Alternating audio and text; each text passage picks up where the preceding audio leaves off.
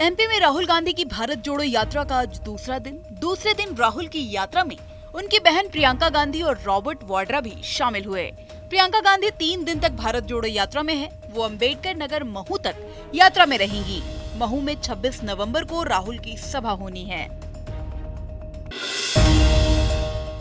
MP में भारत जोड़ो यात्रा के दूसरे दिन राहुल गांधी आदिवासी जननायक टांट्या मामा की जन्मस्थली पर पहुंचे। राहुल गांधी ने यहां सभा को संबोधित करते हुए कहा कि आदिवासी इस देश के असली मालिक हैं। सभा में बड़ी संख्या में आदिवासी जुटे हैं। मध्य प्रदेश में भारत जोड़ो यात्रा के दूसरे दिन राहुल गांधी 14 किलोमीटर से ज्यादा चल चुके हैं। प्रदेश के मुख्यमंत्री शिवराज सिंह चौहान बेंगलुरु दौरे पर इन्वेस्टर समीट के लिए इन्वेस्टर्स को आमंत्रित करने मुख्यमंत्री शिवराज सिंह चौहान बेंगलुरु पहुंचे। सीएम प्रदेश में निवेश को बढ़ावा देने के लिए कई बड़े इन्वेस्टर्स के साथ बातचीत की। महाकालेश्वर मंदिर विस्तारीकरण योजना के पहले फेज का लोकार्पण होने के बाद अब दूसरे फेज के कामों में तेजी आ गई है। दूसरे चरण के निर्माण में मकानों पर मिले स्टे के कारण रुकावट हो गई थी। गुरुवार को नगर निगम की टीम करीब 9 मकानों पर कार्रवाई के लिए पहुंचा था। इसमें 8 मकानों ने स्टे बता दिया। इस दौरान एक मकान को लेकर विवाद भी हुआ।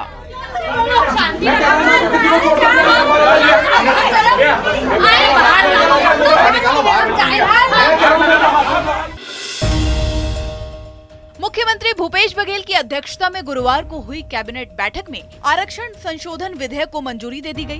बैठक में आरक्षण संशोधन पर चर्चा हुई। इसके बाद प्रस्ताव मंजूर कर लिया गया। अब इसे 1 दिसंबर को राज्य सरकार की ओर से बुलाए गए विधानसभा के 2 दिवसीय विशेष सत्र में पेश किया जाएगा। 1-2 दिसंबर को जो विशेष सत्र बुलाया जा रहा है उसके बारे में कैबिनेट में डिसीजन हुआ। उसके विधेयक के जो मसौदा है उसके बारे में चर्चा हुई और जो आरक्षण है उसके बारे में भी बात हुई, जिसमें अनुसूचित जाति, जनजाति, पिछड़े वर्ग, EWS इसके आरक्षण के। मुख्यमंत्री भूपेश बघेल की अध्यक्षता में गुरुवार को हुई कैबिनेट बैठक में प्राकृतिक आपदा से जुड़े मामलों में बड़ा फैसला हुआ। सरकार ने पीड़ितों की मदद के लिए मुआवजा बढ़ा दिया है। अब बाढ़, सूखा, ओलावृष्टि और पाला आदि से फसलों को नुकसान हुआ तो जमीन की प्रकृति के मुताबिक 8,500 रुपए से लेकर 22,500 रुपए प्रति हेक्टेयर तक का मुआवजा दिया जाएगा। मुख्यमंत्री भूपेश बघेल भेंट मुलाकात कार्यक्रम के तहत राजनांदगांव जिले के दौरे पर थे। इस दौरान उन्होंने पूर्व सीएम रमन सिंह पर जमकर निशाना साधा। मुख्यमंत्री ने रमन सिंह पर निशाना साधते हुए कहा था कि रमन सिंह ने मुख्यमंत्री रहते हुए उनके परिवार को खूब परेशान किया था, यहाँ तक कि उनकी मां को थाने में भी बैठना पड़ा था। सीएम भूपेश के इस बयान के बाद अब रमन सिंह ने पलटवार किया है। रमन सिंह कहते हैं कि राजनांदगांव भेंट मुलाकात में भूपेश बघेल ने नौटंकी की है और कार्यक्रम के दौरान घड़ियाली आंसू बहाने का काम किया है। माननीय मुख्यमंत्री जी को ये बताना चाहता हूँ कि जो ये भेंट मुलाकात में नौटंकी करते हैं और जिस प्रकार भेंट मुलाकात में घड़ियाली आंसू बहाने का काम राजनांदगांव में किया, झूठ बोलने का काम किया।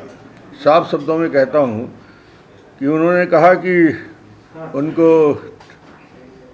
उनकी मां को, उनकी बेटियों को थाने में बुलाया गया, सरासर झूठा है।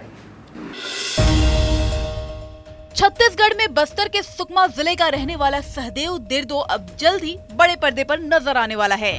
बॉलीवुड की एक फिल्म में मशहूर एक्टर राजपाल यादव का बचपन का रोल अदा करेगा। बताया जा रहा है कि फिल्म का नाम शबरी है। इस फिल्म के कुछ हिस्से की शूटिंग छत्तीसगढ़ के अलग अलग लोकेशन में होगी। दरअसल साल भर पहले बचपन का प्यार मेरा भूल नहीं जाना रे गाना गाकर सहदेव रातों रात फेमस हुआ था। मध्य प्रदेश में 2-3 दिन से ठंड के तेवर ठंडे हैं, लेकिन कल यानी 25 नवंबर से प्रदेश भर में कड़ाके की ठंड पड़ने की संभावना है। मौसम वैज्ञानिकों की माने तो रात का पारा तेजी से लुढ़केगा तो कई इलाकों में शीतलहर का असर भी होगा। हिल स्टेशन पचमढ़ी समेत नौगांव आदि इलाकों के पारे में गिरावट होगी। अभी तक यहाँ का तापमान 6 डिग्री के आसपास चल रहा है।